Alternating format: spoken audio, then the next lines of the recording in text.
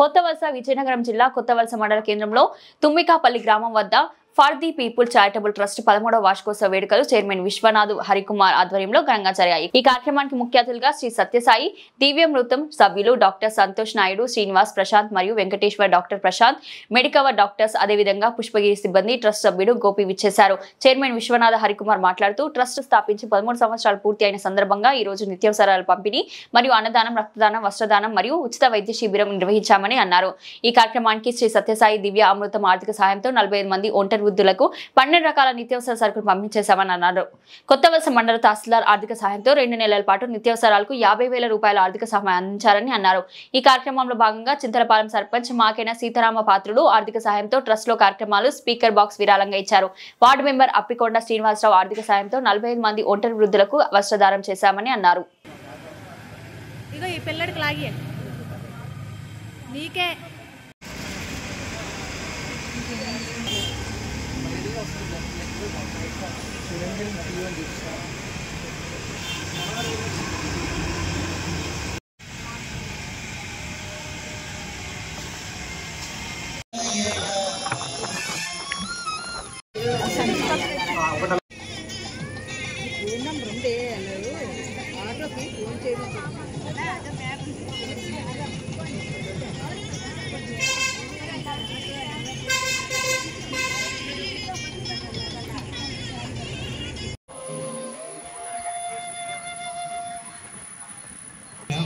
श्रीराम चरणं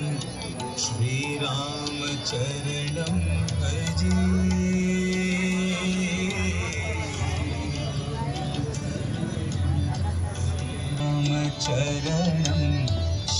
राम चरणं श्रीराम चरणं भजे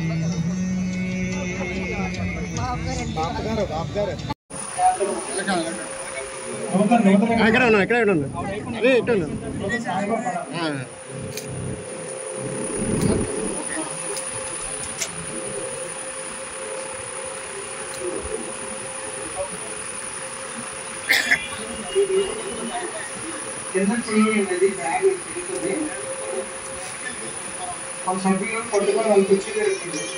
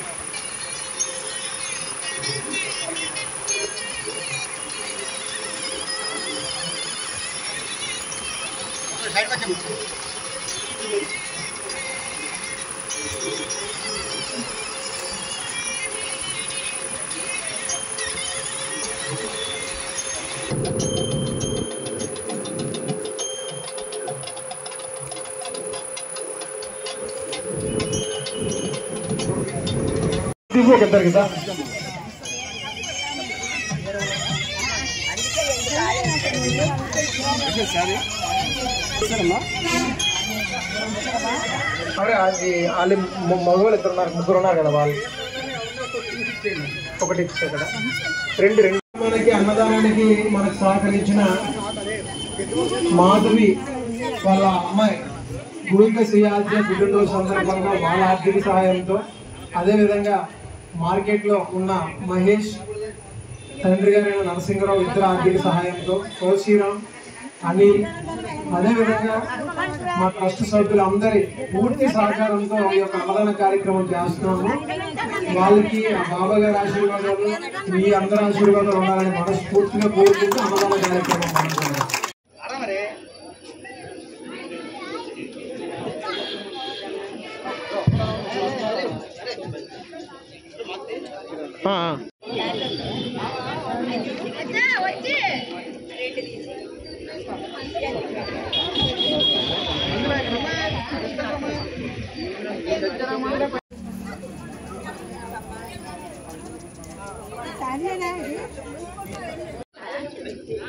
నూతన వెళ్ళిపోయా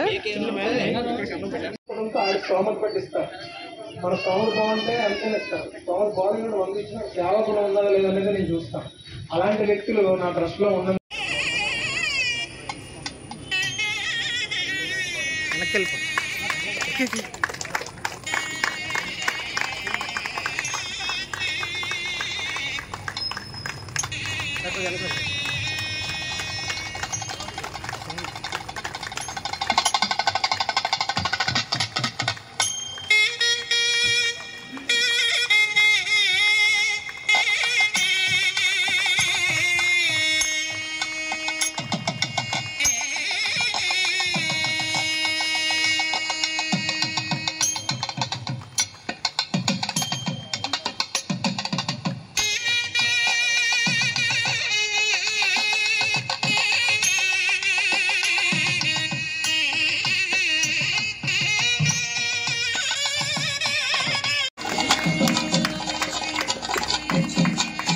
దండ తీయండి.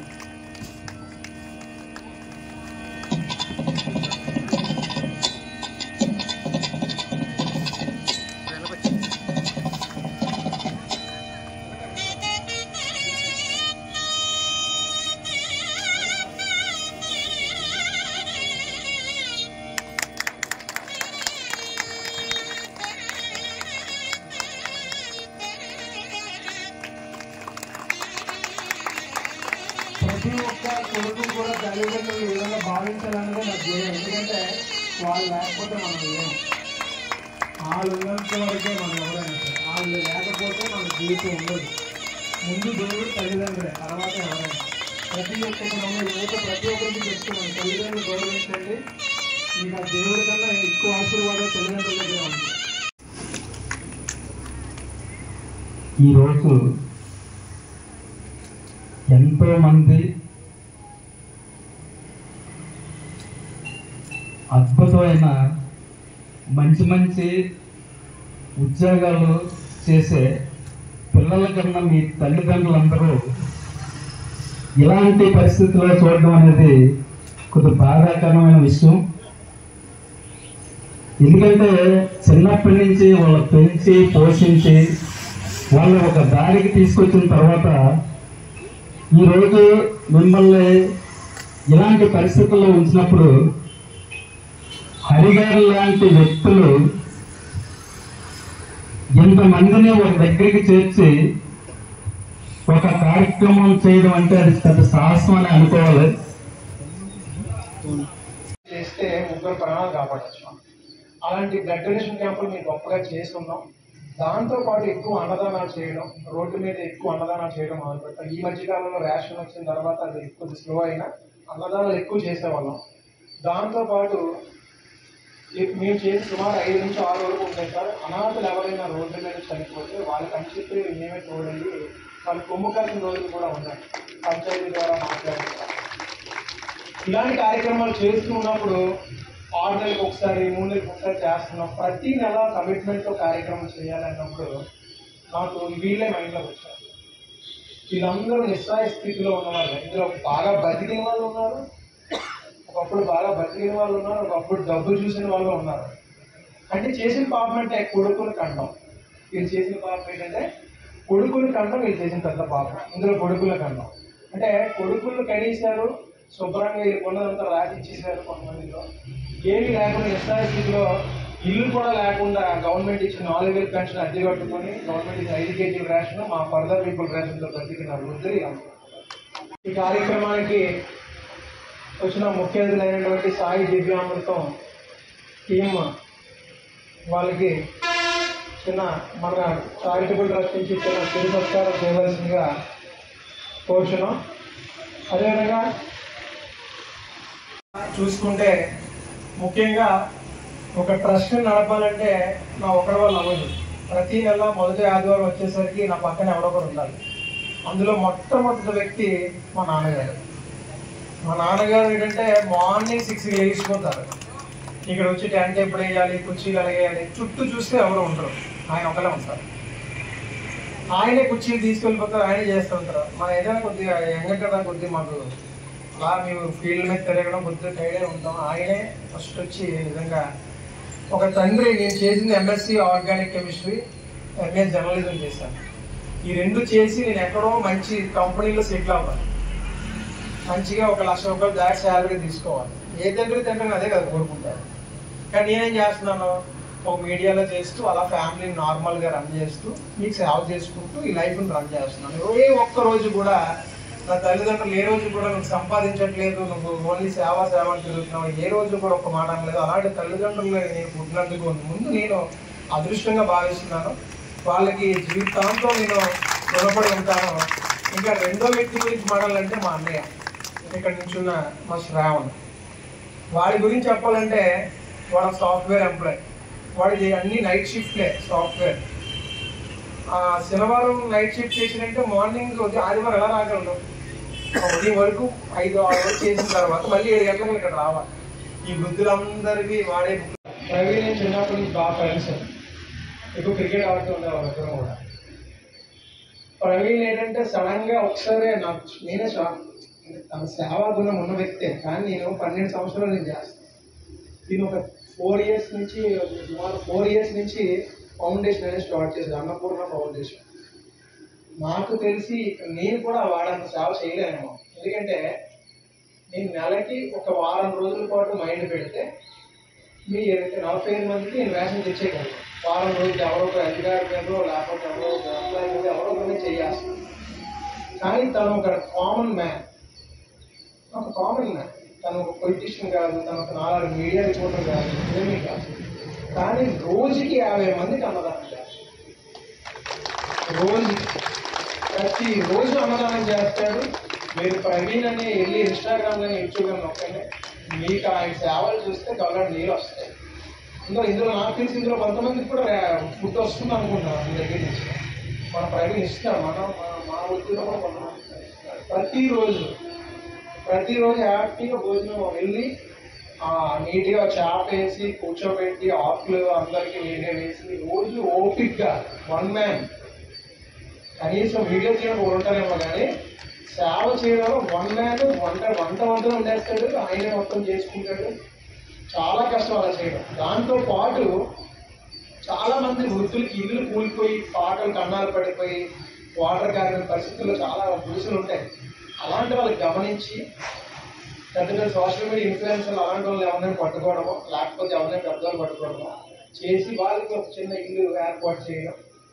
1 మ్యాన్ వెనకాల ఏ సపోర్ట్ లేకుండా చేయడం అనేది చాలా కష్టం. నేనేమంటానంటే ఆయన సేవ సంకల్పం గొప్పది, అందుకే దేవుడు ఆటోమేటిక్గా తీసుకెళ్తాడు. ఎందుకంటే నేను సేవ చేసిన వాడిగా నాకు తెలుస్తుంది. వారం అయ్యేసరికి చేతిలో ఒకళ్ళు ఫస్ట్ అకౌంట్ 25,000 ఎలా వస్తుందో తెలియదు, ఏదో రూపంలో వచ్చేది. ఎందుకంటే సేవకున్న పవర్ అలాంటిది. ఎందుకంటే మనం చేసిన సేవ ఎంత గొప్పదైతే ఆటోమేటిక్గా దేవుడు తీసుకుని వస్తుంది. నిజంగా ఈరోజు ఈ కార్యక్రమం అయితే అవనండి. మా యొక్క ట్రస్ట్ యొక్క మెయిన్ మోటివ్ ఏంటంటే సార్, 12 సంవత్సరాల నుంచి సరుకులు ఇవ్వడమే కాదు, సుమారు ఇప్పటికీ